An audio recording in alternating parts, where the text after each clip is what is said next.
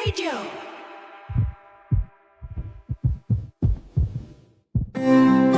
Magandang araw sa inyo at sa mga kabarangay natin. Ako po si Janet, 30 years old at nagtatrabaho bilang hairstylist sa isang salon dito sa Rizal. Araw-araw ay hindi nawawala sa pananghalian namin ang pakikinig sa Barangay Love Stories. Kaya nga nagkatuksuhan ang mga katrabaho ko na magpadala daw ako ng sulat sa inyong istasyon matapos nilang marinig ang kwento ng buhay ko. Naisip ko na wala namang masama kaya bakit hindi ko subukan. Kaya sumulat kaagad ako sa inyo at umaasa po ako na mapipili po ninyong i-ere. Umpisahan ko po ang kwento sa pamilyang kinalakhan ko. Lumaki ako sa magulong pamilya. Ang nanay ko po ay pinagsamantalahan ng tatay ko kaya nabuo ako. Nung isang taong gulang ako ay naghiwalay sila at nag-asawa ulit si nanay. Nagkaroon ako ng 2 nakababatang kapatid at doon ko naramdaman na maitsapwera sa pamilya. Paborito ng nanay ko ang pangalawa kong kapatid at paborito naman ng stepfather ko ang bunso namin. Madalas akong tinutokso ng mga kapatid ko na sampid kaya nasasaktan ako, Papa Dudut. Hanggang sa natuto akong tumayo sa sarili kong mga paa. Umalis ako sa bahay namin para humanap ng trabaho sa ibang lugar.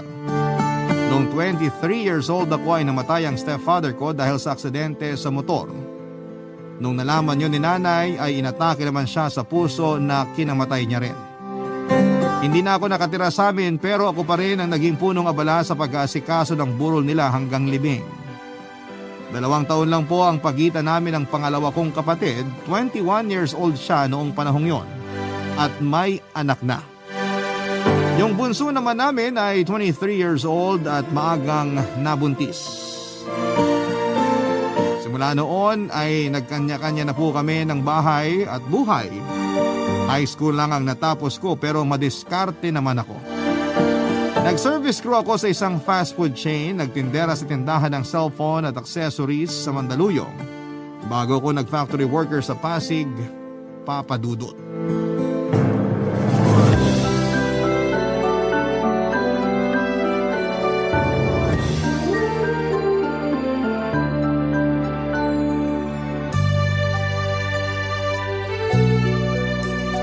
Tuti, ano bang ginagawa natin dito sa motel?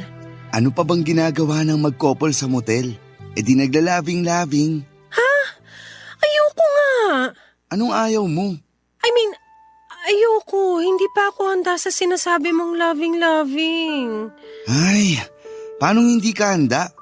Hindi ka marunong, ganon. Kasama na yun dun, pero Pero ano? basta, ayoko pa sanang may mangyari sa atin kasi hindi pa naman tayo kasal. Kung alam ko lang na sa motel mo ako dadalhin, sana hindi na ako pumayag na makipag-date sa'yo ngayon. Grabe namang pagiging KJ yan, Janet. Hindi ako KJ. Sinasabi ko lang yung nararamdaman ko. Paano naman yung nararamdaman ko? Sige nga.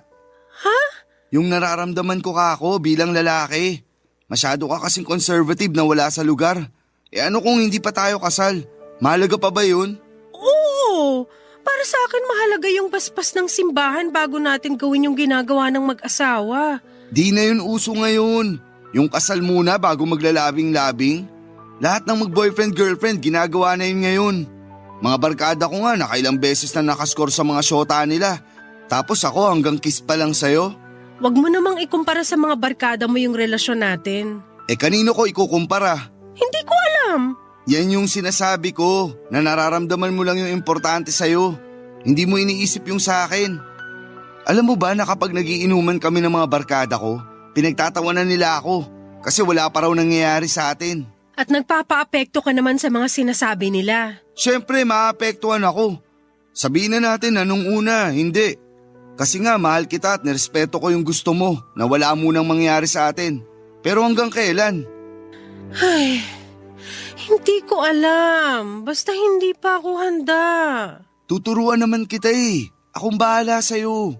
Hindi yun tungkol doon. Tungkol saan? Natatakot kasi ako mabuntis. Para yun lang. E di pananagutan kita pag nabuntis kita. Hindi ko kayo tatakasan ng magiging anak natin. Kaya huwag ka nang matakot. Halika nga, pahalik. Tuti, ano ba? Arte mo naman. Masyado ka pang OA. Pareho naman tayong nasa edad na para magpamilya. Hindi mo kasi ako naiintindihan. Ikaw yung hindi makaintindi. Alam mo kung ayaw mo, bahala ka. Alis na ako. Teka, saan ka pupunta? Basta, malayo sa'yo. Iiwan mo ako rito? Bakit hindi? Wala naman tayong gagawin dito. Saka gusto kong pag-isipan kung may patutunguhan pa ba tong relasyon natin. Kasi kung wala, edi maghiwalay na lang tayo. Huwag mo namang gawin sa akin to. Mahal kita. Hindi mo ako mahal. Kasi kung mahal mo ako, ibibigay mo yung gusto ko.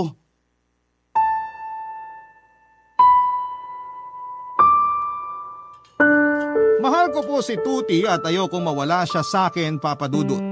Kaya naman ang gabing yon ay ibinigay ko ang sarili ko sa kanya. Nakilala ko ang boyfriend ko noong 25 years old ako at pareho kaming factory worker sa Pasig. Habang ako ay nasa production ay pahinante naman siya. Kahit magkaiba kami ng department ay hindi yun nakasagabal para pormahan niya ako. Guwapo si Tuti, malakas ang apil at matamis magsalita. Kaya siguro nakuha niya ang loob ko at pagkaraan lamang ng 2 linggong panliligaw ay sinagot ko na siya kaagad.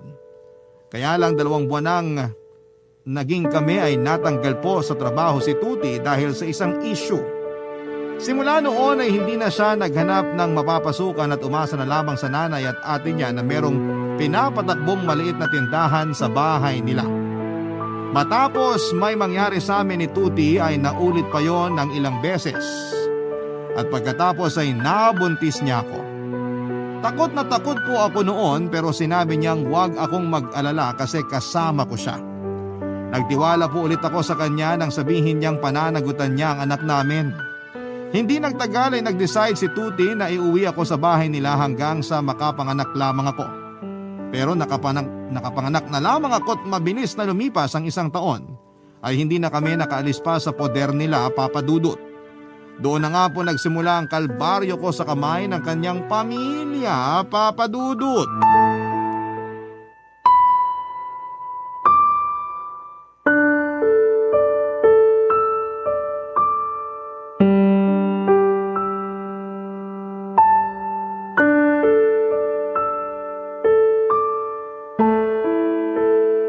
Hoy, Janet! Bakit naman panay ka ng display dun sa labas natin? Kasama mo pa talaga yung apo ko? Siguro nakikipagchismisan ka sa mga kapitbahay natin doon, no? Hindi po. Pinapaarawan ko lang po si baby, ma. Pinapaarawang ka dyan. Doon pa talaga sa tabing kalsada kung saan nagkukumpulan yung mga chismosa nating kapitbahay? Hindi naman po ako nakikipagchismisan sa kanila. Aba dapat lang. Kasi ayokong pinagchichismisan yung pamilya natin. Nagiinit ulo ko sa mga chismosang yan kaya dapat ayusin mo buhay mo. Huwag na huwag kang gagawa ng panibagong eskandalo. Kasi hindi pa nga halos namamatay yung usap-usapan dyan sa labasan tungkol sa pag-uwi niyo rito ni Tuti nung nabuntis ka niya. Opo, ma. Pasensya na po. Opo ma kapag nalalaman dyan. Kung alam mo lang kung ganong kahihiyan yung naranasan ng pamilya namin dahil sa'yo. Pero kasalanan naman po ng anak niyo kung bakit ako nabuntis. Ano ka mo? Kasalanan ng Tuti ko? Sinabihan ko siya na gumamit ng proteksyon pero hindi po siya nakinig. Magaling daw po siya o tapos nabuntis pa rin niya ako. Hoy Janet, hindi lang si Tuti yung bumuo sa batang yan. Baka nakakalimutan mong dalawa kayo. Kaya wag na wag mong sisisihin yung anak ko kung ginusto mo rin namang bumuka ka nun. Kapal ng mukha nitong babaeng to, oh. Sorry po, ma. Ano pang magagawa ng sorry mo? Nangyari na. Sa susunod, wag ka kasing masyadong nagmamarunong. Palibasa wala kang kinalakihang magulang. Walang nagturo sa'yo kung paano rumespeto. Siguro kinukonsinti ka lang ng nanay mo nung nabubuhay siya, no? Wag naman po nating idama yung nanay ko. Nananahimik na po yung tao. Yung tanong ko, sagutin mo. O baka naman tama ako. Pinalaki kang bastos at walang respeto ng nanay mo. Hindi po totoo yan. Bakit ka naninigaw dyan? Hindi po ako bastos at may respeto po ako sa inyo. Kaya nga sa abot na makakaya ko, pinakikisamahan ko po kayo ng maayos. Kaya wag niyo naman pong sabihin na kinukonsinti lang ako ng nanay ko. At wag niyo naman po siyang pagsalitaan ng hindi maganda lalo na patay na siya. Hindi na naman maririnig ng nanay mo yung mga sinabi ko kasi nga patay na siya. Kaya bakit nagkakaganyan ka? Mauna na po ako sa inyo. Hoy, saan ka pupuntang babae ka? Doon po sa kwarto. Baka kasi gising na yung baby ko. Kita mo tong babaeng to? Hindi pa nga tayo tapos mag-usap tapos tatalikuran mo na ako? Wala na po akong sasabihin.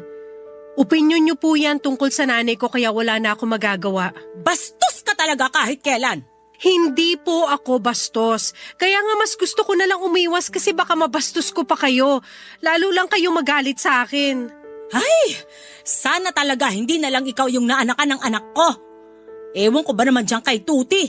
Sa dami ng mga babae na mas maganda sa'yo at mapera, ikaw pa talaga yung napili. Bulag talaga ang pag-ibig.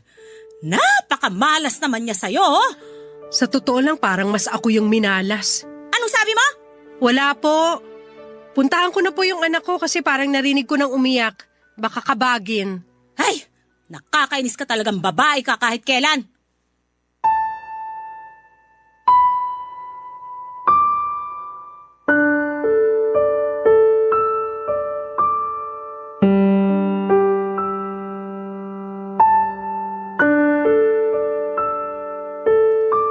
Papadudot mahal ko po si Tuti at ayokong mawala siya sa akin. Kaya naman ang gabing yon ay ibinigay ko sa kanya ang lahat ng tiwala at pagmamahal ko para sa kanya. Papadudot lahat ng pakikisama ay ginawa ko para sa kanyang pamilya. Ngunit nararamdaman ko na hindi ako gusto ng kanyang ina, Papadudot, sa paraan ng pakikipag-usap nito sa akin. Simula pa lang ay ramdam ko nang hindi ako gusto ng biyenan ko. Kahit na noong unang beses pa lamang na umapak ako sa bahay nila. Noong ipakilala ako ni Tuti sa kanya ay matalim na at masama talaga ang tingin ng nanay niya sa akin. Pero inintindi ko yon dahil sinong magulang ang matutuwa na nakabuntis ang anak niyang walang trabaho tapos inuwi pa sa bahay nila. Kaya nga kinabukasan ay nagsabi ako kay Tuti na babalik na lamang ako sa nirerentahan kong apartment. Pero sinabi niya na malaki ang matitipid namin kapag sa bahay na lamang nila ako tumira, Papadudot. Idagdag ko na lang daw sa panganganak ko yung perang ipangbabayad ko sa renta. Nakinig ako sa kanya kasi ayaw ko namang manganak ng walang ipon. Pero sinabihan ko rin si Tuti na maghanap ng trabaho. May mga nahanap naman siya kaya lang ay madalas na panandalian lamang siya sa mga napapasukan niya. Palagi kasi siyang nasisisante o kung minsan ay siya na yung kusang umaalis kasi tinatamad na siyang pumasok. Cesarean ako noong mga anak, nag 50-50 kami ng baby ko at malaki yung nagastos namin. Kaya naman kinulang ang ipon ko at humingi kaagad ng tulong si Tuti sa nanay niya. Pinautang naman po siya kaya nakalabas kaming mag-ina sa ospital kaya lang walang araw na nagdaan na hindi yon isinusumbat sa amin ng nanay niya. Patong-patong na po yung stress ko noon, Papadudot, kasi ako lang yung regular na kumakayod sa amin ni Tuti ng panahong yon, Papadudot. Barangay Love Stories. Barangay Love Stories. Isa pa lamang ang anak namin pero pakiramdam ko ay dalawa na, Papadudot. At si Tuti po yung panganay ng mga panahong yon. Nagkasundo kami na siya muna ang magbantay at mag-alaga sa anak namin noong nakabalik na ako sa trabaho. Kaya lang ay mukhang napasarap na ang kinakasama ko kaya hindi na siya nag-apply. Katwiran niya ay mas gusto na lamang niyang maging taong bahay. Kaya lang ay mas doble ang pagod ko dahil pag uwi ko sa bahay ay inaasikaso ko pa rin sila ng anak namin. Tapos ay madalas pang may sakit ang anak namin kahit sinasabi niyang inaalagaan naman niya ito ng mabuti. Hindi ko na po alam kung paniniwalaan ko siya kasi nahihirapan akong pagkatiwalaan ng mga sinasabi niya, Papadudot. Hindi nga nagtagal ay nakabayad kami sa utang namin sa nanay niya. Yun yung ginamit nung nanganak ako. Kaya naman malaking luwag sa dibdib na hindi na nila yon isusumbat sa amin. Pero may isa pa po akong pangarap na gustong gusto kong matupad para sa amin ang pamilya ko. Kaya nga nagsikap ako lalo sa trabaho para makapag-ipon ng pera kaya lang ay hindi pa po sapat ang kinikita ko para masuportahan ang pangangailangan ng anak ko. Ako lang kasi ang gumagastos para sa gatas at diaper niya. Tapos kapag nagkakasakit siya ay nauubos din ang ipon ko. Sinubukan kong sabihin kay Tuti ang sitwasyon at umaasa po ako na maiintindihan niya ang pinanggagalingan ko ng panahong yon, Papa Dudut.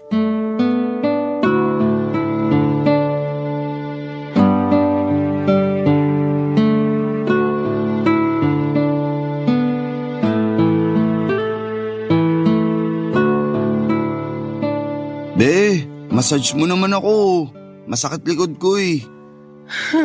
Pagod ako. Masakit din kaya tong kamay ko. Sige na, saglit lang. Para minsan lang maglambing eh. Sige na nga. O dapa na. Yun! Lakas ko talaga sa'yo. Yan.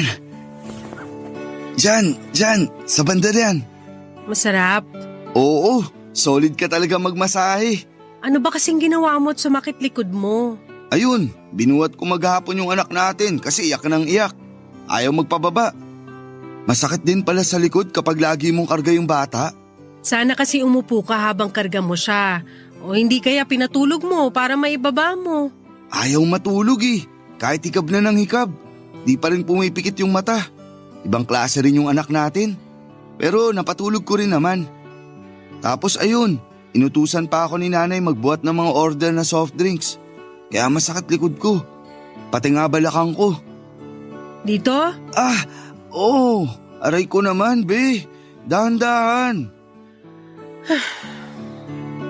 Be, naisip ko lang. Wala ka bang planong bumukod tayo ng anak natin? Planong bumukod? Wala. Bakit ko naman maiisip yan? Kasi lumalaki na yung anak natin. Tsaka kailangan natin ng privacy. May privacy naman tayo rito sa bahay, di ba? Alin? Itong kwarto natin? Oo. Kaya bakit ko maiisip na bumukod? Palibasa, wala kang pangarap sa amin ng anak mo kaya ganyan ka. Aray! Bakit ka ba namamalo? Nagtatanong ka pa? Hindi ba halatang naiinis ako sa'yo? Halata, nananakit ka na nga eh. Maayos naman tayong nag-uusap kanina. Minamasahe mo pa nga ako tapos namalo ka na. Huwag ka nga sumigaw. Akala mo naman sobrang sakit ng palo ko sa'yo kung makapag-react ka dyan. Bakit ka ba kasi namalo? Kasi ayaw kong bumukod tayo. Oo! Bakit tayo bubukod? Maayos naman yung buhay natin dito sa bahay. Pag umalis tayo rito, gastos na naman pambayad sa renta. Kaya nga nag-iipon ako para may panimula tayo. Tsaka ikaw lang naman yung may gusto na makisiksik tayo rito sa bahay ng nanay mo eh. Hindi mo ba naririnig mga pasaring niya? Lagi niya tayong pinagsasabihan na masikip na raw tong bahay nila para sa atin. Bahay ko rin naman to Kaya may karapatan ako rito. Di mo talaga ako naiintindihan. May anak na tayo, kaya dapat nakabukod na tayo. Mahirap nga bumukod. Ikaw yata yung di nakakaintindi. Ang sabihin mo natatakot ka lang. Bakit naman ako matatakot? Sige nga. Kasi batugan ka. Anong sinabi mo? Totoo naman eh. Oh, sino sa atin na nagpapasok ng pera sa pamilyang to? Sino sa atin yung nagkakandakuba sa pagkayod? Ako, di ba? Ikaw tong padre de pamilya. Inaalagaan ko naman yung anak natin Inaalagaan mo nga pero pag uwi ko, inaalagaan ko pa kayo pareho. Alam mo, pagod na ako makisama sa nanay at kapatid mo. Para namang hindi mo nahahalata na ayaw nila sa akin tapos gusto mo pang ipagsiksikan kami rito ng anak mo? Anong klaseng padre de pamilya ka? Hindi ko naman kasalanan kung ayaw sa'yo ng nanay at kapatid ko. Kasalanan mo na yun. Ano ka mo? Kung pinakikisamahan mo sana sila ng maayos, di walang gulo sa pamilya natin. Ganun lang yun. Ako pa talaga yung walang pakisama? Alangan namang ako o yung anak natin. Ikaw lang naman yung may problema kina nanay at ate. Dadamay mo pa ako sa kalokohan mo. Ang ayos-ayos na nga natin dito. Mabuti pa, masayin mo na lang ulit ako. Masayin mo yung mukha mo! Hindi po naging maganda ang takbo ng usapan namin ni Tuti, Papa Dudut. Umasa ako na maintindihan niya ang pinupunto ko pero nagkamali ako, Papa Dudut. At nauwi pa nga ang simpleng usapan namin sa pagtatalo. Hindi ko po maintindihan ang gusto at mga katwiran niya at hindi rin niya maintindihan yon sa akin. Nang mga panahong yon ay alam kong walang patutunguhan ang usapan namin. Kaya ako na mismo ang nagpatalo at nagpakumbaba. Pero hindi ibig sabihin noon ay sinukuhan ko na rin yung pangarap kong bumukod kaming pamilya. Yun po ang hindi maintindihan ni Tuti. Sa tingin ko kasi mas gusto na niyang makitira kami sa bahay ng nanay niya kasama ang ate niya sa panghabang buhay. Ginagalang ko ang pamilya niya at nakikisama po ako sa abot ng aking makakaya. Pero habang tumatagal ay ramdam kong wala sa pamamahay na yon yung peace of mind ko. Kaya desidido po ako na bumukod na kami. Kaya lang ewan ko ba naman sa kinakasama ko hanggang sa nagdaan pa ang mga araw. Nagulat na lamang ako dahil nakarating pala sa nanay at ate niya ang pinag-usapan naming dalawa matapos niyang magsumbong sa mga ito at palabasing ako ang masama. Walang araw simula noon na hindi ako pinaringgan ng nanay niya tungkol sa kung paano ko raw planong ilayo sa kanila ang anak namin. Pero kapag sila naman ang may kailangan sa akin, akala mo'y kung sinong maamong tupa kung umasta, Papa Dudut.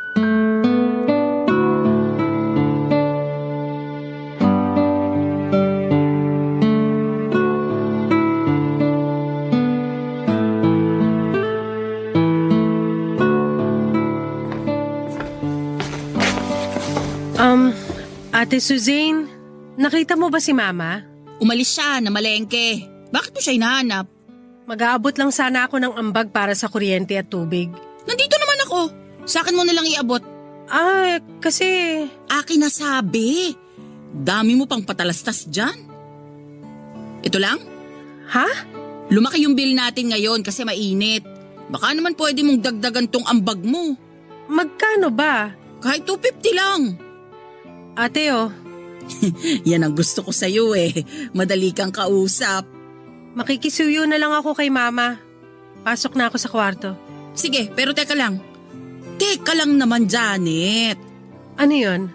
Baka naman may naitatabi ka pa dyan. Kulang pa ba yung bigay ko? Hindi, okay na to.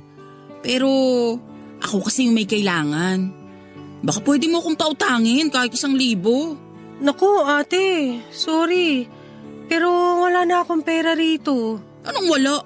Eh nakita ko may nakaipit dyan sa wallet mo. Patingin ako kung wala. At bakit ko naman ipapakita sa iyo yung wallet ko? Kasi may pera dyan. Wala nga. Kung meron man budget na ng anak ko yun. Babayaran ko rin naman ah. Pahiramin mo na kasi ako, importante lang. Sorry ate, pero importante rin kasi yung paggagamitan ko ng pera. Wala akong extra money dito. Damot mo naman, isampid lang naman kayo rito sa bahay namin. Huwag ka naman magsalita ng ganyan. Nag-aambag naman kami, hindi kami nakikitira ng libre rito. Huwag mong isumbat sa akin yung ambag nyo kasi responsibilidad nyo yon.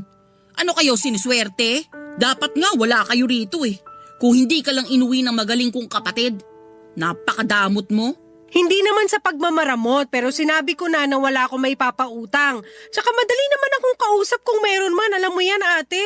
Ilang beses na ba kitang pinahiram?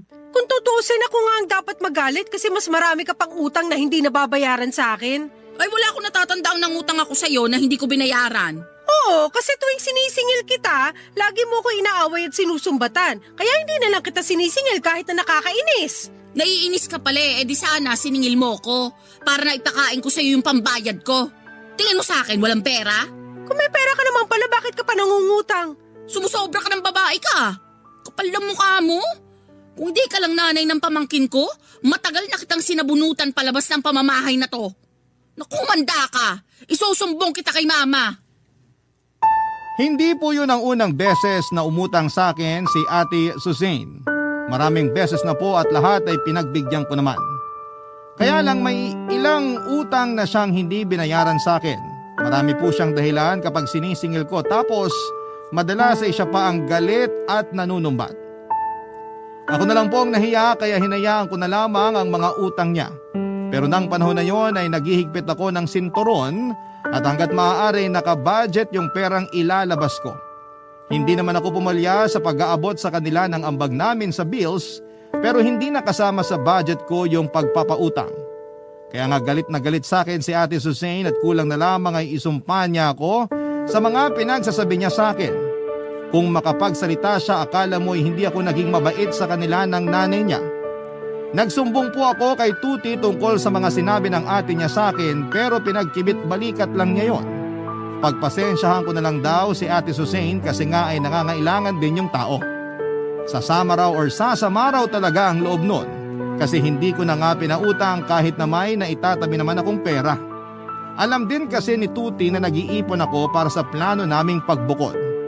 Dahil sa pagkampi niya sa kapatid niya ay nagalit po ako sa kinakasama ko. Hindi ko po inaasahan na mas kakampihan niya ang pamilya niya kaysa sa akin. Doon ko po naisip na hindi niya talaga kami mahal ng anak niya at sa una lang siya magaling. Kasi kung mahal niya kami, may pangarap siya sa amin kaso'y wala nga po, Papa Dudut. Barangay Love Stories. Barangay Love Stories. Sobra na ang stress ko sa poder ng biyenan ko kaya humina na rin ang resistensya ko, Papa Dudut. Nagkasakit ako noon at umabsent sa trabaho kaya lumiit ang sweldong na iuuwi ko. At nung isang beses na hindi ako nakapag-abot ng pang-ambag sa bahay, binungungaan pa ako ng nanay at ate ng kinakasama ko. At ang masakit doon ay walang ginawa si Tuti kaya sa kanya ko minunto ng galit ko. Sinisi ko siya kung bakit miserable ang buhay namin sa poder ng pamilya niya. Dahil tamad siya at wala siyang pangarap sa amin ng anak niya. Nagalit sa akin si Tuti kaya sinampal niya ako, Papa Dudut. Yun ang unang beses na pinagbuhatan niya ako ng kamay. Kitang-kita ko sa mga mata niya na wala siyang pagsisisi at pinamukha niya sa akin na kasalanan ko dahil masyado raw ako madaldal at masakit magsalita. Hindi ko siya kinausap pagkatapos ng away naming yon pero nagulat na lamang ako dahil nang mga sumunod na araw ay pinagchismisan ako ng nanay at ate niya. Naulit pa po yun hanggang sa hindi nila itinago sa akin na ako yung pinag-uusapan nila, Papa Dudut.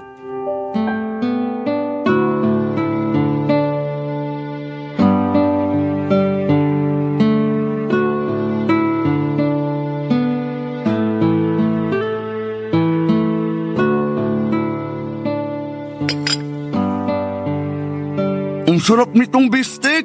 Paborito ko to, Ma. Dahan-dahan lang sa pagkain, nak. Baka mabulunan ka. Huwag ka nga magsalita habang kumakain. Nalalaglagan yung mga kanin mula sa bibig mo. Arte mo naman, ate. Oh, bakit di ka kumakain, Janet? Ayaw mo ba ng ulam? Gusto po. Makikisuyo nga ng kanin, be. Ikaw na, abot mo na yan. Kumakain ako eh. Nagdadabog ka ba? Hindi po, Ma. Nagdadabog ka eh. Saka bakit sa lubong niyang kilay mo? Ano bang problema mo? Tatapatin ko na po kayo. Nung nakaraang araw kasi narinig ko kayo ni Ate Suzanne na pinag-uusapan ako tapos nagtatawanan pa kayo. Nung nakaraang araw? Pinag-uusapan ba natin siya, Suzanne? Ewan ko dyan sa babaeng yan, Ma. Mabuti pa, kumain ka na lang dyan, Janet. Ah, baka naman yung sinasabi mo eh yung kinwento sa amin ni Tuti tungkol sa pagiging bastardo mong anak. Tama, di ba? Ay oo, naalala ko nga. Huy, Ma, bakit mo naman sinabing kinuwento ko? Totoo naman, di ba? Kanino ba namin malalaman? Eh di sa'yo lang naman. Ma naman eh. Grabe, no? Pinagsamantalahan lang pala ng tatay mo yung nanay mo, kaya ka nabuo. Kung tutuusin, daig mo pa yung putok sa buho. Kaya siguro nung nag-asawa yung nanay mo, eh hindi ka niya paborito. Walang may paborito sa'yo sa pamilya nyo kasi bastarda ka lang. Ang kapal naman ang mukha mong insultuhin ako. Ay bakit? Totoo naman ang sinasabi ko Pati pala sa sarili mong pamilya, sampid ka lang. Parang kung ano ka lang dito sa pamilya namin. Sampid. Tama naman si Suzanne. Kaya bakit ka nagagalit, Janet? Kasi mali yung sinasabi nyo. Anong mali doon? Nanay mo nga mismo ayaw sa'yo. Kaya bakit ka pa magtataka kung kahit kami ni Mama, ayaw rin sa'yo? Ate Suzanne, tumigil ka na. Eh ba't ako titigil? Ayaw mo bang marinig ng babaeng yan? Na hindi talaga namin siya gusto? Sa pamamahay na to? Hindi nyo na kailangan sabihin kasi simula pa lang nung una, alam ko na yon. Nararamdaman ko na yon. Alam mo naman pala eh. Pero bakit hanggang ngayon pinagsisiksikan mo pa rin yung sarili mo sa bahay namin? Matagal ko nang gustong umalis dito pero yang magaling mong kapatid ang ayaw umalis dito. Oh, bakit ako nasisi dyan? Totoo naman ang kasalanan mo eh. Kasi hanggang ngayon nagtatago ka pa rin sa saya ng nanay mo. Sobra ka na magsalita, Janet, ha? Bakit nasasaktan ka? Hoy, Janet. Kung babastusin mo lang din yung pamilya namin dito pa mismo sa loob ng bahay ko, bukas ang pinto. Umalis ka na. Aalis talaga ako! Ang tagal ko nagtiis sa pamilya nyo! Ginalang ko kayo, nirespeto, pinakisamahan. Wala akong natatandaan ginawang masama sa inyo. Ako pa nga ay bumuhay sa anak nyo, pero ni minsan ba nagpasalamat kayo sa akin? Hindi! Wala man lang ako narinig na, salamat, Janet! Kasi puro na lang masasamang salita yung sinasabi nyo sa akin. Pagod na ako makisama sa inyo, kaya mabuti pa magkanya-kanya na lang tayo! Uy, Janet, paano naman kami ng anak mo? Isasama ko yung anak ko! Maiwan ka rito! Total, irresponsable ka namang padre de pamilya!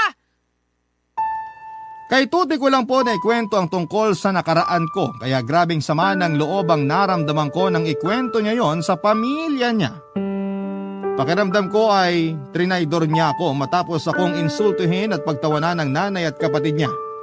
Doon na nga ako napuno at hindi ko na nakontrol ang galit ko kaya pinatulan ko na sila. Alam kong mali pero sinubukan ko namang magtimpi at magpakumbaba. Kaya lang ay masyado silang mahilig makisawsaw sa buhay ng iba na para bang wala silang sariling buhay, Papa Dudut. Nang araw na yon ay nag-alsabalutan kami ng damit at gamit ng anak ko. Hindi ko pinakinggan si Tuti matapos niya kaming pigilan at sawang-sawa na akong pakisamahan siya at ang kanyang pamilya kaya buo na ang desisyon kong umalis kami ng anak ko. Kung ayaw niyang sumama, maiwan siya sa nanay niya, total ay doon naman siya magaling. Noong matapos kong iimpake ang mga damit at gamit namin ng anak ko ay agad na akong lumabas ng bahay nila at nagtawag ng tricycle.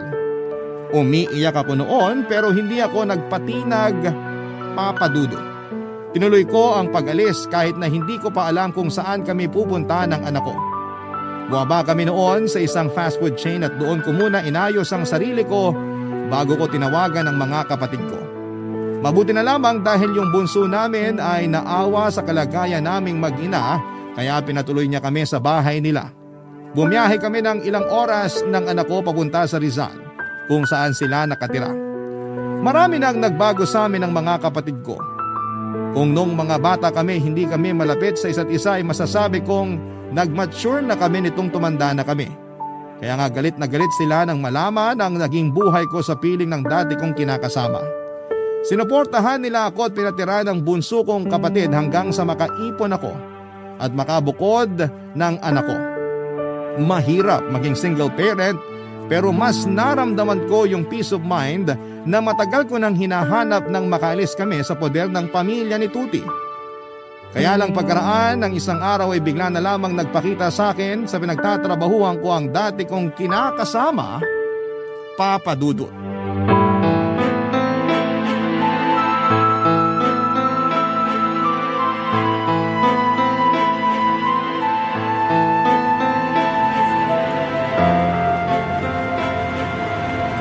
Janet, sandali!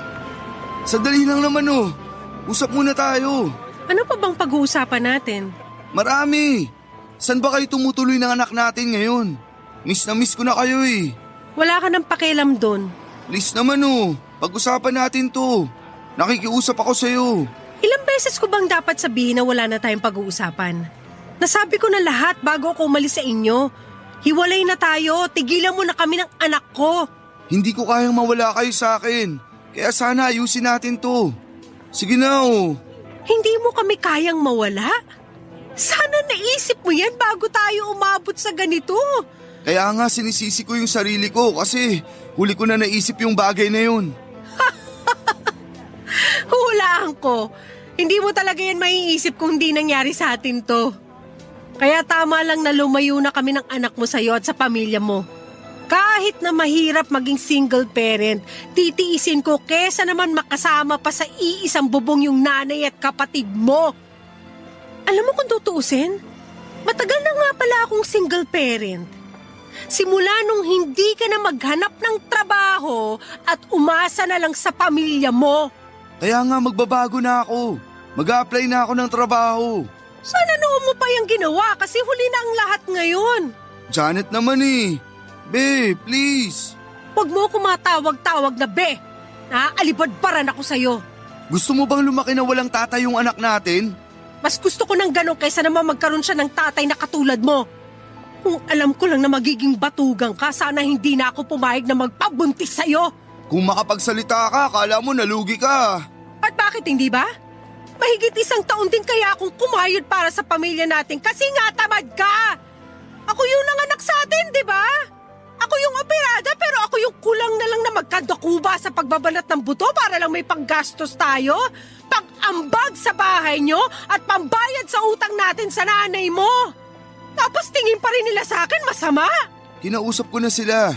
Ayaw din naman nilang mapalayo sa anak natin. Bumalik na kayo sa bahay. Magsimula tayo ulit. Kahit na ano pang sabihin mo, hindi na ako sasama pabalik sa'yo sa bahay nyo. Kasi pag nagtagal pa ako ron, baka masiraan na ako ng ulo. Sapat na yung ilang taong pakikisama ko sa pamilya mo, Tuti. Sapat na rin yung panahong sinayang ko sa'yo at sa pag-asa magbabago ka pa para sa pamilya natin. Gusto ko naman pagtuunan ng pansin ang kinabukasan namin ng anak mo kasi hindi mangyayari yon kung doon pa rin kami nakatira sa inyo. Sobra ka namang ma-pride. Di ba ang mga babae sumusunod sa mga asawa nila? Hindi naman kita asawa. At saka bakit kita susundin? Hindi ka nga marunong magdala ng pamilya. Kaya dyan ka na. Huwag mo na kaming guluhin ang anak ko. Hindi ninyo ako masisisi kung bakit ayoko nang sumugal muli kay Tuti. Pagod na akong maniwala sa mga sinasabi niya tapos sa huli ay hindi naman niya tutuparin. Ako lang din ang masasaktan sa dulo kasi aasa na naman ako at mabibigo.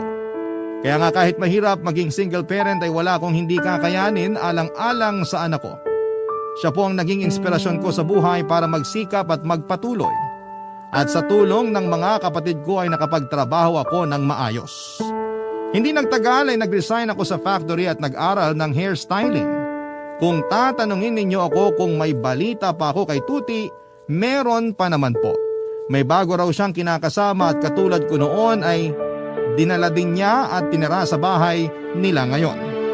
Sa totoo lang ay wala na akong pakialam sa kanila. Hindi na rin ako naghahabol ng sustento sa dati kong kinakasama para sa anak namin dahil hanggang ngayon ay hindi pa rin siya nagbabago. Ayaw ko lang mangonsumi habang buhay na kasama siya kaya nakipaghiwalay na ako. Sa kasalukuyan ay masaya kami ng anak ko at kahit na ilang taon na ang lumipas ay alam ko sa sarili ko na kayang-kaya kong malagpasan lahat ng pagsubok dahil kasama ko ang anak ko at ang pamilya ko. Isang pagbati po sa inyo at sa mga libo-libo ninyong tagapakinig sa radyo. Ganon din po sa mga nag-aabang sa live ninyo sa Facebook sa Barangay LS. Tawagin niyo na lamang po ako sa palayaw kong Lani, 34 years old at tubong Los Baños, Laguna. May asawa at 2 anak na rin. 9 years old na yung panganay kong lalaki at 7 years old naman yung bunso kong babae. Ang experience ko pong ibabahagi sa inyo ay nagsimula nang magretiro sa trabaho yung biyanang kong babae. Lumaki ako sa poder ng lolo at lola ko sa mother side dahil maaga akong naulila sa mga magulang. Yun siguro ang naging dahilan kaya noong magkaasawa ko ay naging malapit ako sa biyanang kong si Nanay Karing. 61 anyos na siya at dating teacher sa elementarya dito sa amin sa Laguna. Simula nung mabalo siya 6 years ago ay pag-aalaga na lamang ng mga halaman ng kinakahiligan niya. Kaya noong mag-pandemic ay yun na rin ang naging libangan niya, Papa Dudut. Lalo't nauso noon yung bansag na plantito at plantita sa mga mahilig maghalaman. Ilang buwan din kaming hindi nakabisita sa kanya dahil sa lockdown. Kaya nung hindi na gaanong mahigpit sa COVID-19 protocols ay dinalasan na namin ang pagdalaw sa kanya. Minsan ay para na rin ihatid sa kanya yung mga padala ng asawa ko na nasa Saudi. Madalas din kaming magkita doon ni Ate Belen na panganay na kapatid ng asawa ko. Sa isang purok lang kasi kami nakatira at walking distance lamang ang mga bahay namin sa biyanan ko. Noong tumigil sa pagtuturo si Nanay Karing ay palagi na siyang sinusundo ni Ate Belen para magbantay sa 2 anak nito sa bago nitong kinakasama. May pwesto kasi sila na tindahan ng karne sa palengke, kaya walang naiiwan sa 2 bata noong panahong yon, Papa Dudut.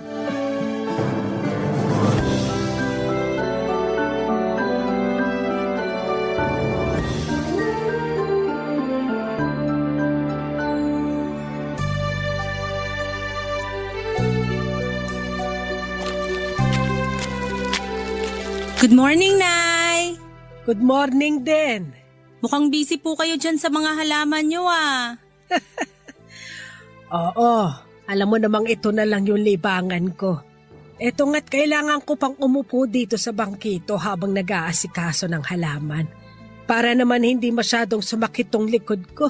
Naku, tama na muna po yan, Nay. Tara na po sa kubo para makita nyo tong mga dala ko. Sige, sandali lang. Tatayo lang ako para doon na tayo mag-usap. Sige po. Ay. Ang aga mo yata bumisita. Lapad pa ng ngiti mo. Ano bang meron? Kasi po excited na akong ibigay itong mga padala ni Jero na sabon sa inyo. Tsaka may sorpresa din kasi ko sa inyo, Nay. Kaya dali na po, upo na kayo dito sa tabi ko. Eto na, uupo na. Ay, hirap na talagang umupo pag nagkakaedad na. Ano bang sorpresa yon? Nanalo ka ba sa wedding? Nay naman, hindi naman po ako tumataya sa wedding eh. Ay, sandali lang po at kukunin ko yung sorpresa ko. Dito ko lang po lalabas lang ako saglit. Ay, yung batang yun talaga. May pasorpresa pa sa akin wala namang okasyon. Teka, ano ba tong laman ng mga plastic na dala niya? Tingnan ko nga. Naku, puro sabon nga lang pala yung laman nito. Nay, ito na po yung sinasabi kong sorpresa ko sa inyo. Wow! Ang cute naman ng tuta na yan. Buti hindi nakawala. Itinali ko po kasi muna dun sa puno ng makopa sa labas. Wala namang ganong dumadaan kaya tahimik siya dun. Yan ba yung sorpresa mo sa akin? Opo. Nagustuhan niya ba, Nay? Oo naman. Alam mo namang mahilig talaga ako mag-alaga ng aso, di ba? Lalo na kung ganito kaganda.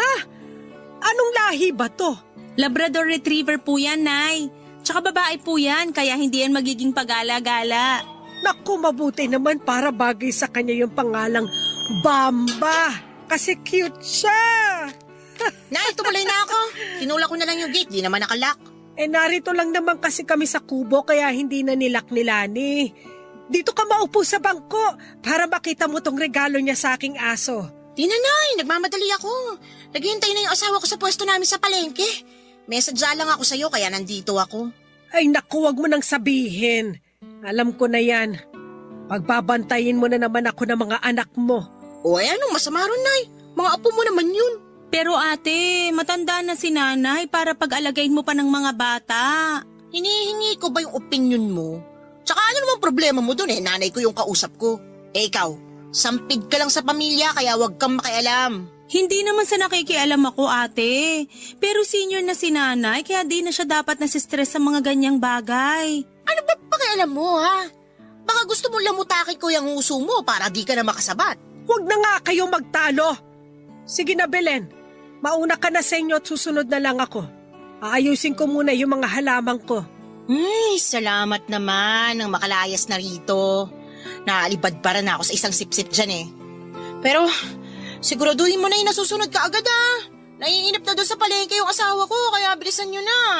Oo, sige na. Pero Nay, ayos lang po ba kayo? Oo, Lani, ayos lang ako. Kaya umuwi ka na rin. Isasama ko na lang tong si Bamba sa bahay ni Belen para may libangan din ako ron. Madalas kaming magtalo ni Ate Belen, Papa Dudut. Girlfriend pa lamang kasi ako ng kapatid niya ay mainit na ang dugo niya sa akin. Lalo na noong nakapag-abroad si Jeron.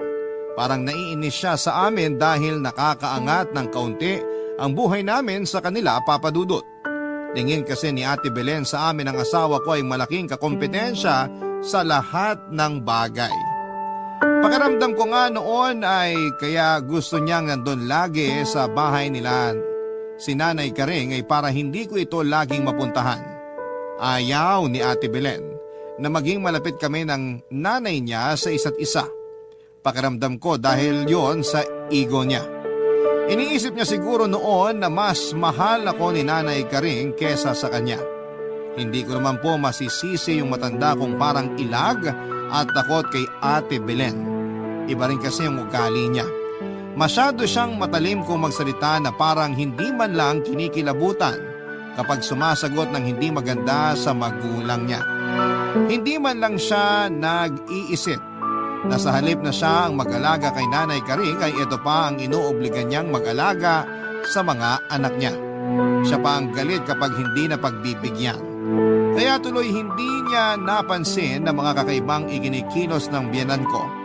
Nagumpisa yon sa mga napapansin ko kay Nanay Karing nang minsan itong sunduin muli ni Ate Belen, Papa Dudut.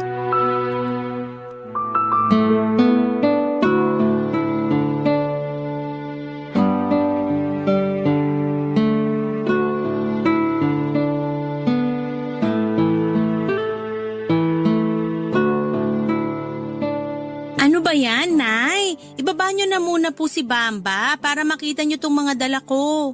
Hindi na po tutayan para karagahin nyo pa. Naku, kayo rin po yung mahihirapan. O siya, ito ibababa ko na. O baba ka muna, Bamba, ha? Nakakatuwa naman kasi si Bamba. Abay, parang bata akong maglambing. Para tuloy ako nagkaanak uli. Buti naman po nagkakasundo kayo niyang alaga nyo. Ay, sinabi mo pa. Siya na nga lang yung nagpapasaya sa akin dito. Siya na rin taga-abot ng tsinelas ko kapag umaalis ako para kumuha ng pensyon. Naku, mukhang nandyan na naman si Ate Belen. Siya lang naman yung mahilig magbukas ng gate nang walang sabi-sabi. Nandito ka na naman pala, Lani. Kaya pala di na naman nakalak yung gate eh. Ikaw naman, Belen. Maliwanag pa naman kaya ayos lang na hindi mo na isara yun. Tsaka ayaw mo na nakapasok ka kaagad. Oo, Nanay. Yang manugang nyo naman palagi yung magaling sa inyo eh. Para yun lang sinabi ko, nakadepensa agad kayo dyan. Eh ikaw naman kasi ate, kaya aga-aga ang init ng ulo mo. Ano na naman ba ang kailangan mo kay Nanay? Sa'yo na ba dapat unang ipaalam ngayon kung anong kailangan ko sa nanay ko? Hindi yata ako nasabihan na kailangan ko pa palang magpaalam sa'yo bago ko masundo si Nanay. Naku, Belen, kung pagbabantayin mo na naman ako sa makukulit mong anak, eh ayoko na. Pagkatapos nyo magpakasarap ng lalaki mo, ako yung pahihirapan nyo mag-alaga sa mga anak nyo. Kung makapagsalita naman kayo, Nay, parang di nyo mga apo yung inaalagaan nyo ah. Ayoko na nga! Ayoko! Lani, sabihin mo nga sa kanya na ayoko. Ang OA nyo naman, Nay. Pinakikiusapan ko lang kayong bantayan saglit yung mga anak ko. Naninigaw na kayo agad. Hindi OA si Nanay, ate. Kinukulit mo lang kasi kahit na ayaw sumama sa'yo. Tumahimik ka nga dyan, Lani. Sabat ka ng sabat. Isa pa tong asong to. Dapat dito sinisipa eh. Ay! Ate naman!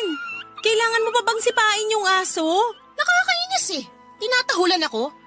Tsaka ano bang pakialam mo kung sipain ko yan? Naiinggit ka siguro, no? Gusto mo sipain din kita? Napakabarong bata mo talaga! Pati aso ko pinagdiskitahan mo pa! Kung makareact naman kayo. Aso lang yan. Hindi yan basta aso lang, te. Alaga yan ni Nanay. Yan lang kasama niya dito sa bahay. Wala akong pakialam. Ay, makaalis na nga lang.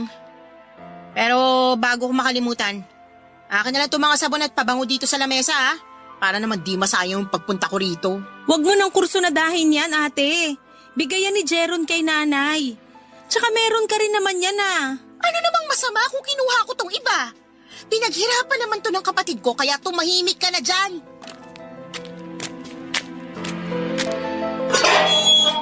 Sino ba yung lumabas ng gate? Ang ingay ah! Si Ate Belen po yung lumabas. Di ba nga po kagagaling niya lang dito? Teka, ba't parang nanginginig kayo, Nay? Nagulat po ako at nagtaka sa naging reaksyon noon ni Nanay Karing kay Ate Belen, Papa Dudut. Alam kong hindi sila magkasundo at talagang masungit sa kanya yung hipag ko pero ni minsan ay hindi ko pa ito nakitang nagkaganon. Nagtaka ko dahil yon ang unang pagkakataon na nakita ko siyang umarte na para bang batang nagmamaktol at ayaw sumunod sa magulang. Natakot din ako dahil parang sandali siyang nawala sa sarili niya, Papa Dudut. Parang naging blanko rin noon ang mga mata niya. Napansin ko rin noon na medyo nanginginig siya habang nakatingin sa gate. Yun bang parang natatakot siya noon na baka bumalik kung sino man yung nakita niyang lumabas doon. Nawala lang ang pangangatog niya noong lumapit na sa kanya si Bamba. Para itong isang bata na pilit na kino-comfort si Nanay Karing.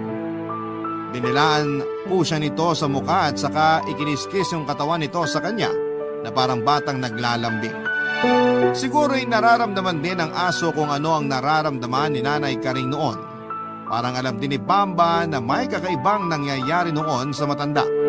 Nakita ko yung unti-unting pagkalma ng biyanang ko at pagbalik nito sa normal dahil sa ginawa ni Bamba. Naging kalmado uli ito at bumalik sa normal habang hinahaplos yung aso. Dahil sa mga nakita kong yon, ay nagduda ako kay Ate Belen. Pumasok sa isipan ko na baka may ginagawa siyang hindi maganda kay Nanay Karing kapag walang ibang nakakakita sa kanya ng mga panahong yon. Papa Dudut. Barangay Love Stories. Barangay Love Stories. Papa Dudut, nagduda ako noon na baka hindi maayos ang pagtrato ni Ate Belen kay Nanay Karing tuwing nasa bahay niya ito at nagbabantay sa mga anak niya. Yun ang unang pumasok sa isipan ko dahil sa nakita kong reaksyon ni Nanay Karing sa nangyari ng umagang yon. Matindi kasi ang pagtangging ginawa nito na parang may kinakatakutan nito sa muling pagsama sa panganay niyang anak. Pero sa tuwing tinatanong ko naman si Nanay Karing kung kumusta ang pagtrato ni Ate Belen sa kanya, lalo na kapag nagbabantay siya sa mga anak nito ay wala naman siyang sinasabi. Kaya naisip ko na lamang na siguro ay nagwo-worry lang siya na baka magsumbong ako sa asawa ko. Kaya pinagtatakpan niya ang panganay niyang anak. Ayaw niya lang siguro na mag-alala pa ang bunso niya at magalit pa sa kapatid nito. Pero mula noon ay mas dinalasan ko na lamang ang pagdalaw sa kanya. Lalo na sa umaga dahil yun ang oras na madalas siyang sunduin ni Ate Belen, Papa Dudut. Pero isang tanghali po noon ay nalaman ko na nasa bahay na naman ni Ate Belen ang biyanang ko. Dahil nga duda ako sa hipag ko ay pumunta ako sa bahay nito para kumustahin si Nanay Karing. Pero hindi ako makapaniwala sa naabutan ko doon. Parang bigla na lamang kumulo ang dugo ko sa mga nakita ko sa bakuran mismo ni Ate Belen, Papa Dudut.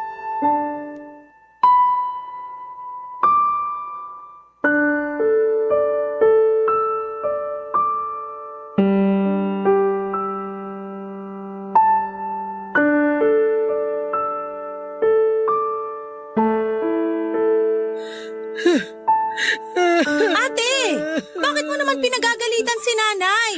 Dito pa talaga sa labas? Paano di ako magagalit? Nagtatanga-tangahan niyang si Nanay. Naturingang teacher dati tapos ganyan? Iwanan ba naman yung anak ko dito sa may poso na puro sabon yung mata? Kung nadulas pa yung anak ko rito. Ayun o, namula tuloy yung mata ng bata. Buisit. Pasensya na. Hindi ko naman sinasadya eh. Tsaka saglit lang ako dun sa loob kasi kinuha ko yung stroller. Aanhin mo naman kasi yung stroller, Nay. Pinaliliguan mo lang yung bata. Galit ba kayo sa akin? Tapos sa anak ko kayo gumagante? Lani, payakap nga ako, Lani. Tama na nga, ate. Kung makasigaw ka naman. Nakayakap na nga sa akin si Nanay kasi natatakot na siya sa'yo. Di ka pa rin tumitigil. Kasalanan mo naman yan eh. Matanda na nga kasi siya. Pinipilit mo pang gawing yaya ng mga anak mo. Pag-aalaga lang naman sa mga anak ko yung hinihingi kong tulong sa kanya. Buti nga, di na ako humihingi ng pera galing sa pensyon niya kasi alam ko na sa mga anak mo na napupunta. Anong pinagsasasabi mo dyan na sa mga anak ko na pupunta yung pensyon ni Nanay? May matinong trabaho si Jeron. Hindi namin kailangang umasa sa pensyon ni Nanay. Yun na nga eh. Nasa abroad naman yung asawa mo pero kayo pa tong laging binibigyan ni Nanay. Palibhasa, paborito niya yung mga apo niya sa'yo kaysa sa mga anak ko. Wala akong kinukuha ni isang kusing kay Nanay para sa mga anak ko. Lahat ng meron sila, galing yun sa pinaghirapan ng tatay nila at hindi sa pensyon ni Nanay Karing. Huwag kang ang plastic. Alam kong nabilog mo na yung ulo ng buwisit na matandang yan. Huwag mo nga pagsalitaan ng ganyan si Nanay. Sumusobra ka na ha? Uwi na tayo, Lani. Opo, Nay. Uwi na tayo kasama si Bamba. Ay, Kita mo na yung ginawa mo? Nanginginig na si nanay sa takot. Nanginginig sa takot. Nako, tigilan niyo nga ako sa arte niyong dalawa. May yakap pa kayong nalalaman. Para ano? Para palabasin sa mga kapitbahay na masama ako? Galing niyong umarte. Hindi ko alam kung anong klase kang tao. Mas mabuti pa nga yung asay na alagaan si nanay eh. Samantalang ikaw na sarili niyang anak, arte lang para sa'yo yung nangyayari sa kanya. Napakawalang kwenta mong anak. Isa pang salita mo, Lani, makakatikim ka na talaga sa akin. Isa pa yung aso na yan. Kung di yan tatahimik, kayo, pareho kayo, sisipain ko kayo. Hindi ako sanay na lumalaban sa nakatatanda, ate ha. Pero subukan mo lang kantiin si nanay sa harap ko. Kakalimutan ko na anak ka niya. Huwag ka na makipag-away. Uwi na lang tayo. Ayoko na rito. Mas mabuti pa nga umuwi na kayo. Baka lalo lang ako mabuisit sa inyo. Lalo na sa'yo, Lani. Namumuro ka na sa akin. Uwi na kasi tayo. Opo, Nay. Halika na po. Iuwi ko na kayo. Naiiyak kong inihatid ang biyanang ko sa bahay niya, Papa Dudut. Awang-awa kasi ako sa kanya ng mga oras na yon. Nagwo-worry rin ako sa kalagayan niya noon kaya gusto ko sana na sa bahay na lamang muna namin siya tumuloy para mabantayan ko siya, pero tinanggihan niya yon. Kaya naman nagpasya na lamang ako noon na samahan muna siya ng ilang oras. Gusto ko kasi na masiguradong maayos na siya bago ko iwanan. Pero mukha naman pong kalmado na siya ng mga oras na yon. Normal na kasi siyang kausap na parabang baliwala na sa kanya ang ginawa sa kanya ni Ate Belen. Masaya niyang hinaplo si Bamba na parabang isang inang sabik sa lambing ng kanyang anak. Hindi ko tuloy noon maiwasan na maisip yung ginawa ni Ate Belen. Hindi ko talaga akalain na ganon pala ang trato niya kay Nanay Karing kapag nagkakamali ito. Kinilabutan ako sa mga salitang lumabas sa bibig niya ng sandaling yon. Para kasing hindi niya kaano-ano si Nanay kung duruin at sigaw-sigawan niya. Hindi naman naging masamang ina si Nanay Karing noon. Kahit na nagtatrabaho siya ay hindi naman niya pinabayaan ang mga anak niya. Alam ko kung anong naging buhay nila noon dahil magkalapit lang yung mga bahay namin o mga bata pa lamang kami. Kaya hindi ko maiwasang magtaka kung saan nang gagaling yung masamang ugaling yon ng hipag ko. Para kasing sa amin niya gustong ibunton ang mga kabiguan niya sa buhay. Hindi niya tuloy makita kung gaano siya kaswerte na kahit papaano ay may natitirhan pa siya. At meron din siyang pamilya na napupuntahan, tulad ng kanyang magulang, Papa Dudut.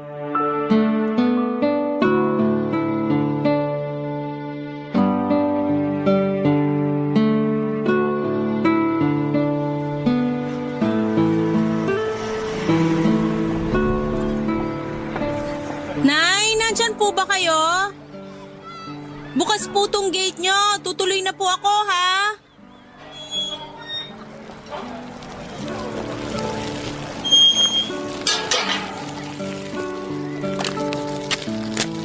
Oh, Nay! Asan ba Ano pong yun? ginagawa nyo? Hinahanap ko yung bangkito ko. Hindi ko makita. Gagamitin ko sana sa garden eh. Nay, ayun po, oh, sa may pasimano ng bintana sa harap nyo. Kanina pa ako ikot ng ikot kakahanap dito eh. Nandyan lang pala. Sino kasi naglagay nito dito? Malamang po na ilagay nyo po yan dyan. Nakalimutan nyo lang. Hindi ko nakalimutan. Hindi ko lang nakita kasi malabo na mga mata ko. Ano nga palang sadya mo?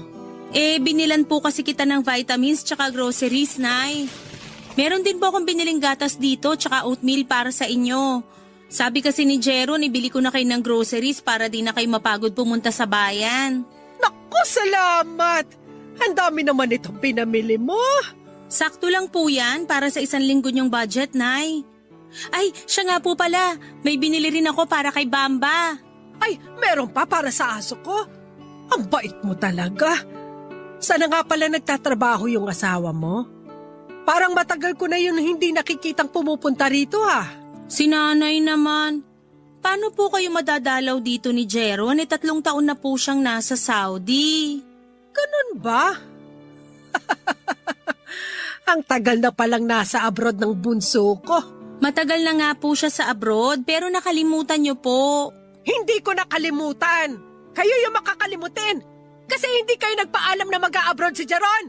Sorry po, Nay. Sige na, hindi niyo na po nakalimutan. Ay, siya nga pala. Ipapakita ko sa iyo yung aso. Ando lang yun sa kubo kanina natutulog. Naku, matutuwa ka doon sa aso kong yun. Napakatalino na at napakalambing pa. Marunong utusan yon. Ha? Si Bamba po ba? Paano mo nalaman ang pangalan ng aso ko? Kasi po, Nay, ako po nagbigay nun sa'yo. Hindi niyo na po ba naaalala? Hindi Regalo sa akin ng Tatay Jerry mo si Bamba nung naliligaw pa lang siya sa akin. Talaga po, Nay? Binigyan din po kayo ni Tatay Jerry ng aso nun? Aba, oo naman. Ang sweet ng Tatay Jerry mo Uy, si Nanay. Kinikilig pag naaalala si Tatay. Naku, syempre. Asawa ko yun Kahit matagal na siyang wala, hindi naman masama na maalala ko siya kasi mabuti siyang asawa nung nabubuhay pa. Ikaw din. Dapat ganun ka kay Jeron. Huwag mo siyang kalilimutan kahit nasa malayo siya. Oo naman po, Nay. Napakabait din po kaya ng anak niyo. Manang-mana po kay Tatay Jerry. Siyempre, anak ko yun Siya nga pala, alam mo bang gusto kunin ng bruha na laging pumupunta rito si Bamba ko? Bakit niya raw po kukunin si Bamba? Ewan ko. Galit siya kay Bamba ko. Grabe naman po yun. Sino po ba yung bruha na yun, Nay? Sino pa? Di yung masungit na babae na nangaaway lagi sa akin.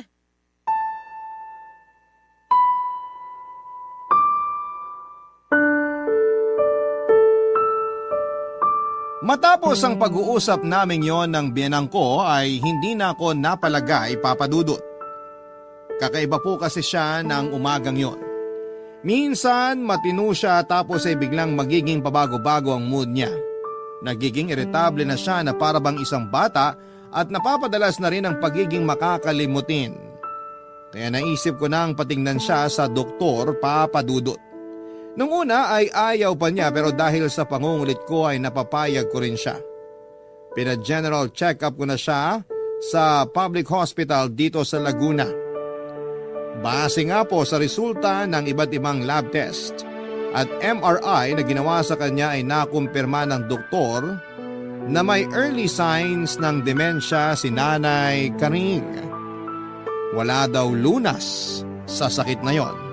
Pero pwedeng malabanan ang mga sintomas at mapabagal ang paglala. Hindi ako makapaniwala noon dahil sa pagkakaalam ko ay nasa 65 pataas ang edad ng mga tinatamaan ng ganong sakit. Pati na rin yung mga may sakit na diabetes at high blood. Pero wala namang ganong sakit si Nanay at medyo mahina na nga lang yung baga niya pero normal pa ang BP niya. Sabi rin ng doktor ay maaaring nagkaroon ng silent stroke si Nanay Karing noon. Yun daw ang biglaan at sandaling pagtigil ng supply ng dugo sa kanyang utak. At kahit daw hindi high blood ay maaaring tamaan ng silent stroke, Papa Dudut, kapag masyado nag-iisip at nai-stress. Hindi raw madaling makita ang sintomas nito dahil hindi raw ito nararamdaman o napapansin ng mga pasyente sakaling umatake ito. Pero apektado nito ang utak at ang memorya tulad ng nangyari kay Nanay Karing, Papa Dudut. Barangay Love Stories. Barangay Love Stories.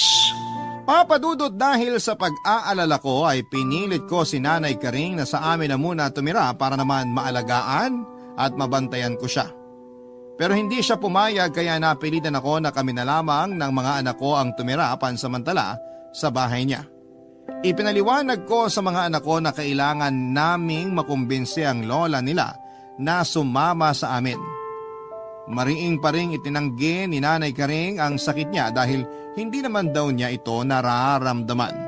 Malakas pa naman daw siya kahit matanda na. Isa pa ay hindi naman madalas ang sumpong niya.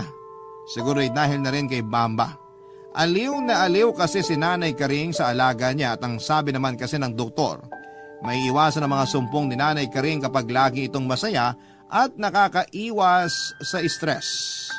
Kaya naman lagi kong kinakausap noon si Nanay Karing. Tinatanong ko siya lagi tungkol sa mga masasayan niyang alaala para hindi mawala ang mabilis ang kanyang memorya. Nakikipaglaro din kami ng mga anak ko sa kanilang dalawa ni Bamba. Sinisigurado ko rin na nasa maayos na oras ang pag-inom niya ng mga gamot na reseta ng doktor sa kanya. Madalas ko ring ipakausap sa kanya sa video call ang asawa ko para hindi niya rin po ito makalimutan. Alam na rin kasi ni Jeron ang kalagayan ng nanay niya kaya madalas din itong tumatawag at nangungumusta. Unti-unti na sana akong napapanatag noon dahil hindi na siya sinusumpong. Pero hindi pala yon magtatagal dahil sa ginawa ni Ate Belen, Papa Dudut.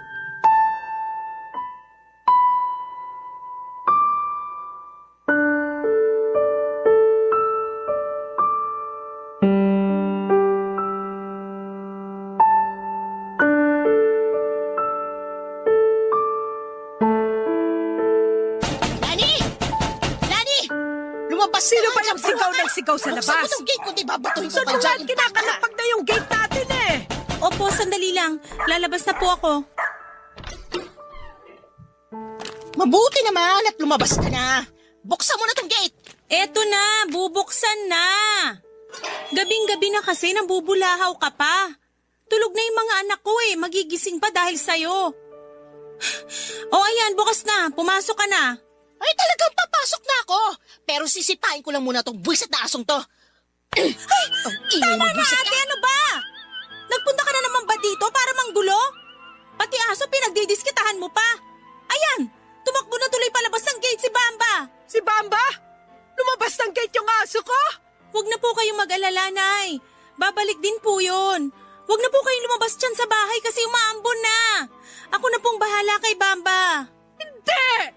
Lalabas ako dyan! Hintayin lang ako na nagpaiyak kay Bamba ko! Ay, ayan, nag-alala pa tuloy si Nanay dun sa aso. Wala akong pakialam sa asong yon. Sana nga masagasaan yun eh. Marami namang aso dyan na pwedeng ipalit. Hindi lang basta aso si Bamba na pwedeng palitan, ate. Bakit? Ginto ba balahibo nun? Ano ba kasing problema mo, ha? Hindi ka ba titigil sa panggugulo mo? Anong problema ko? Ikaw! Ikaw yung problema ko at hindi kita titigilan hanggat di ka tumitigil sa kakasipsip mo sa nanay ko para makuha mo lahat ng gusto mo. Anong ibig mong sabihing makuha lahat ng gusto ko? Wala akong gusto kundi masiguro na maayos yung kalagayan ni Nanay dito. Hindi pagsisipsip yon kundi pagmamalasakit. Malasakit? Huwag mo nga akong pinaglololo kung intrimidida ka. Tigilan mo na yung pagpapanggap mo na kunwari anghel ka kasi alam ko naman yung motibo mo. Wala akong ibang motibo sa ginagawa ko. Anong wala? Eh dito ka na nga tumira para masigurado mo na sa inyo ni Jeron mapupunta lahat ng naipundar ng mga magulang namin. Ang galing mo rin ano. Kayo na nga yung nagpapakasasa sa pensyon ni nanay, pati tong bahay at lupa gusto mo pang makuha. Hindi totoo yan! Lani, asa na si Bamba? Andyan lang po yun, Nay. Ako na po magpapasok sa kanya mamaya. Narito ka pala. Ikaw siguro yung umaway kay Bamba. Ha? Aray! Bakit mo ko kinurot na matanda ka? Salbahe ka! Bakit ka ba nanunulak, ha? Sumusobra ka na, ha? Walang iya kang babae ka? Ang lakas na loob mong sampalin ako? Gusto mo masaktan? Ha? Sige, halika't kakalbuhin ko yung buhok mo, buwisit ka! Aray! Ano ba? Ano bitiwan? Kulang pa to sa impaktang tulad mo! Tumigil na kayong dalawa! At nauwi na nga sa sabunutan ng pagtatalo namin yon ni Ate Belen, Papa Dudut. Hindi tuloy namin namalayan na nakaalis na si Nanay Karing. Sinundan kasi nito sa kalsada si Bamba at halos mabingi ako sa lakas ng kabog ng dibdib ko dahil sa sobrang pag-aalala ng mga oras na yon. Hindi pa naman pwedeng i-report na missing person si Nanay Karing dahil wala pang 24 oras itong nawawala ng panahon na yon.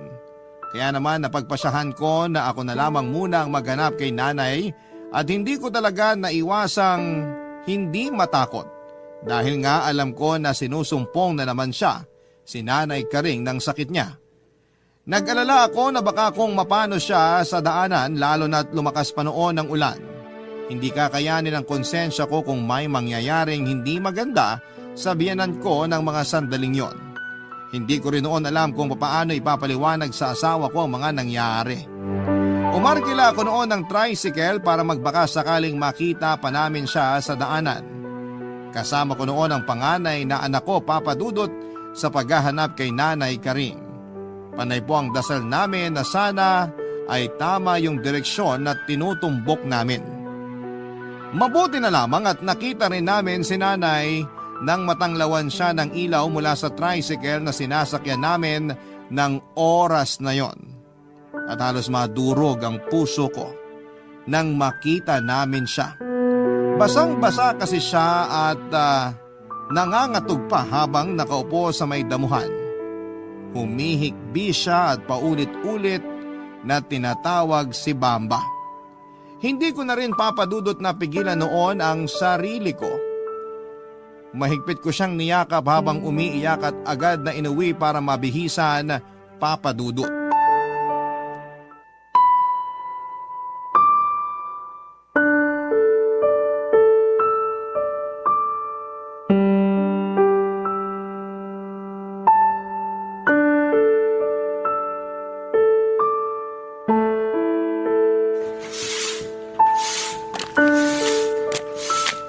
Nani, tumuloy na ako dito sa loob. Bukas naman yung gate. Binuksan ko talaga yon. Baka kasi umuwi si Bamba hindi makapasok kapag sarado yung gate. Wala akong pakialam sa asong yon. Ang gusto kong malaman kung nakita niyo si Nanay. Oo, Mabuti naman. Nasa na siya? andun sa kwarto, binabantayan ng mga bata. Nilalagnat kasi pero pinainom ko na ng gamot. Ano ba kasi nangyari doon kay Nanay, ha? Ba't parang bigla yatang nagkatoyo kagabi? Tinatanong mo pa? Paano di magkakaganon si Nanay sinipa mo si Bamba? Para yun lang? Naglayas na agad siya? Daig pa niya yung abnormal, Hindi na nga normal si Nanay, ate. Kasi may sakit na siya. May sakit si Nanay? Boba ka pala Ba't ngayon mo lang sinabi? Dahil kailan ko lang din nalaman yung tungkol doon. Pina-check up ko siya. Ano raw bang sakit ni Nanay? May demensya na siya. Ganun daw yung mga unang sintomas ng sakit na yon. Nagiging parang bata at saka makakalimutin. At pag tumagal pa, baka tuluyan na siyang di makaalala. Paano magkakaroon ng demensya si Nanay? 61 pa lang siya. Di ba yung mga matandang-matanda na yung mga nagkakademensya? Yun din ang akala ko. Alam mo, kasalanan mo lahat to Alam mo na palang may sakit yung nanay ko, di mo pa agad sinabi sa akin. Ang bilis mo namang makahanap ng masisisi. Bakit, ate ha? Kung sinabi ko ba sa'yo, may magagawa ka ba? Ganun. Kung wala akong magagawa kasi wala akong pera di tulad mo, wala na akong karapatan na malaman yung sakit niya? Baka nakakalimutan mo na anak din ako ng nanay ko. Anak ka nga, pero ni minsan tinuring mo ba siyang magulang? Ni hindi mo nga man lang napansin kung may nararamdaman na siya Kung may nagbabago ba sa mga kilos at ugali niya. Yung pakinabang niya lang kasi yung mahalaga sa'yo Alam nga namang maging mahalaga ka sa akin. Tsaka, anong gusto mong gawin ko? Di naman ako doktor para malaman kung may sakit siya. Di rin ako manghuhula para mahulaan kung may nararamdaman siya sa katawan niya. Di mo naman kailangan maging doktor para mapansin kakaiba na yung mga kinikilos niya. Puso, ate! Kailangan mo lang ng puso marunong umintindi sa magulang. Kaso, wala ka nun Yun na nga lang sana magagawa mo para sa kanya pero di mo pa kaya. Di ikaw na. Ikaw na yung bida. Total, pabida ka naman talaga. Ako na naman yung may kasalanan. Ikaw naman talaga yung punot dulo kung bakit sinumpong si Nanay kagabi Hindi ko naman kasi maintindihan kung bakit naging ganyan ka. Parang hindi mo kaya magbigay ng kahit konting respeto sa kapwa, lalo na sa sarili mong ina. Hindi mo pala ako maintindihan? Di wag mo na ako intindihin. Pero pasalamat ka. Walang nangyari sa nanay ko kagabi. Kasi kung nagkataon, ikaw yung sisisihin ko. Bago ka manisi ng iba, sisihin mo muna yung sarili mo. Yung simpleng lagnat ni Nanay Karing ng gabing yon ay lumala at nauwi sa pneumonia. Hindi ko po alam noon kung ano ang gagawin ko dahil parang ang bilis ng paglala ng sakit niya. Naiiyak ako tuwing binabantayan ko siya sa ospital pero hindi na niya ako makilala minsan. Naisip ko na baka makatulong sa kalagayan niya noon kung mahahanap ko si Bamba. Kaya nagpaskil ako ng mga picture nito at numero ng cellphone ko sa mga lugar na maaaring nadaanan ng aso. Hanggang sa may tumawag sa akin at ibinalik si Bamba. Napulot daw nito ang aso sa gilid ng highway na takot sa mga sasakyan. Isa na uli nito si Bamba dahil hindi rin naman daw ito kumakain at ilang araw nang nananamlay. Pero nang mauwi ko si Bamba ay halos hindi pa rin po ito kumakain. Lagi itong matamlay at nakatanaw sa labas ng gate na para bang may hinihintay. Naisip ko na videohan ito para ipakita kay nanay. Nakita ko naman kaagad noon ang pagbalik ng sigla ng biyanang ko nung makita sa video si Bamba.